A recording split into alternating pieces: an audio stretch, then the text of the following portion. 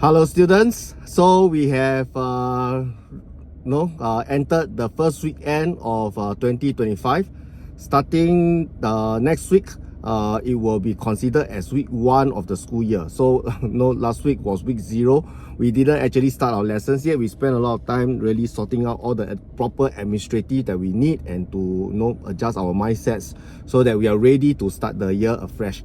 Lots of administrative stuff to sort out, of course, but that's done. So looking forward to the start of a new year. How should we actually approach it, right? Just to share something that I think everybody understands. I think you have been to the zoo, and when you watch the zoo, let's say you have a penguin, and then the zookeeper says, penguin jump, the penguin try to jump, swim, fly, jump through the hula hoop, and so on, right? So if we were to ask the zookeeper why the penguin follow the instructions, that's very simple. Because he says every time the penguin does what it does, does the correct, jump over the hula hoop, jump correctly, I'll give them a piece of fish to eat, right? To reward the fish. I mean the penguin with the fish, right? But the thing is, to the animals, to penguins, it is not just something to eat because they have meal times also, right? So it is something extra. It is something that is to be viewed as a praise, an encouragement.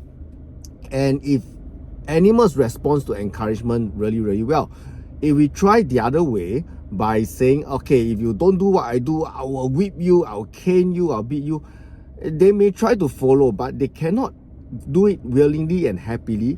And in a place like the performance in the zoo, it is there to entertain families and also really to entertain the children that goes there to watch the performance. You want a joyful performance. So if the animals do it very unwillingly, it cannot spark the joy. So to really enjoy the performance, enjoy doing the tasks that they need to be done, there needs to be certain form of encouragement. So what happened is, if animals are like that, humans are too, right? So for humans, we also need to be praised when we do things right. So but sometimes we don't get it quite often, especially from one another in the class, because of the stress and the demand of society. Understand that. So we may not receive praise and praise others when people do well. Personally, I try, okay, but sometimes not enough also, I feel. And when something goes wrong, you get scolded. That's quite sad.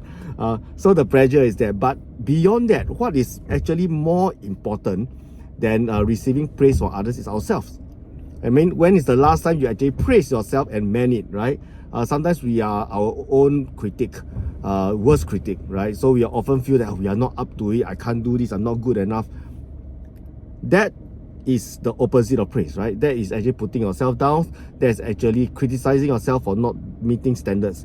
Now, the idea of meeting standards is important because if we don't set standards for ourselves, we will not improve.